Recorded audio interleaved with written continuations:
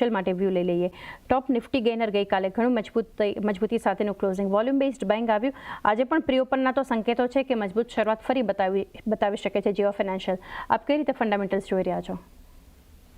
Financial પર ચાંદી અમને 220ના લેવલથી કાફી બુલિશ અને એના કેમ કે તમે જો કે એનો કાફી હદ તક જે બધા સેગમેન્ટ છે એ હવે પ્રોફિટેબિલિટી હવે ધીરે ધીરે એની દેખાશે. રેવન્યુ હજી હવે જનરેટ થવાના ચાલુ થયા છે.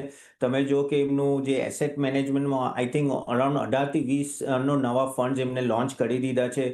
બ્રોકરેજ માટે એમને ઓલરેડી લાયસન્સ મળી ગયું છે બ્લેક રોક સાથે, તો હવે આઈ થિંક અમુક મહિનામાં એ પણ લોન્ચ થઈ જશે. અને જે ક્રેડિટમાં પણ એ લોકો હવે લોન્ચ કરી રહ્યા છે એમના પ્રોડક્ટ્સ. તો આગળ જઈને જે સ્કેલઅપ છે, જે એમને આખું ગાઈડન્સ આપ્યું છે કે આવતા 2 વર્ષમાં કેવી રીતે સ્કેલઅપ કરવાનું છે, એ હવે ધીરે ધીરે આપણને ક્વાર્ટર ટુ ક્વાર્ટર દેખાશે.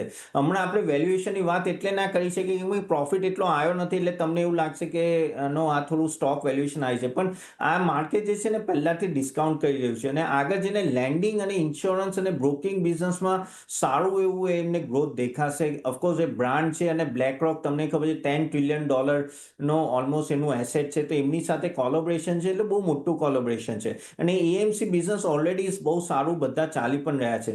તો આઈ થિંક એયુએમ ગ્રોથ આગળ જઈને થશે ને ધીરે ધીરે પ્રોફિટેબિલિટી આવશે. એટલે આ સ્ટોક એવો છે કે તમારે પ્રીએમ્પ્ટ કરીને હમણાંથી લેવો પડે અને આઈ થિંક જેણે પણ 200ના લેવલથી લીધા છે એ લોકોને ઘણો ફાયદો છે. અને અહીંયાથી પણ મને એવું લાગે છે કે જે રીતે એમનું ડેટાબેઝ છે, કેમ કે એમની પાસે ઓલરેડી જીઓનું ડેટાબેઝ છે, જીઓ માર્ટનું plus Jio retail plus Jio આપણે મોબાઈલ ટેલિકોમ, તો આ બધો ડેટાબેઝ યુઝ કરીને આખા જઈને આગળ જઈને કસ્ટમરને પણ એ લોકો સારી એવી સર્વિસ આપી શકે છે. કેમ કે data is a new oil એવું કહેવામાં આવે છે ને, જે મુકેશજીએ કીધું. તો આઈ થિંક આ બધું જોઈને મને એવું લાગે છે આ એક એવો સ્ટોક છે કે કોઈના પણ પોર્ટફોલિયોમાં તો રાખવો જોઈએ, ઇવન દર ઘટાડે લેવો પણ જોઈએ. હું ઘણો બોલીશ છું આવતા 1-2 વર્ષમાં એ બજાજ ફાઇનાન્સને સારી એવી ટક્કર આપી શકે છે.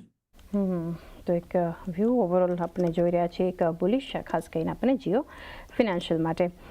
તો આ સિવાય હવે એક સવા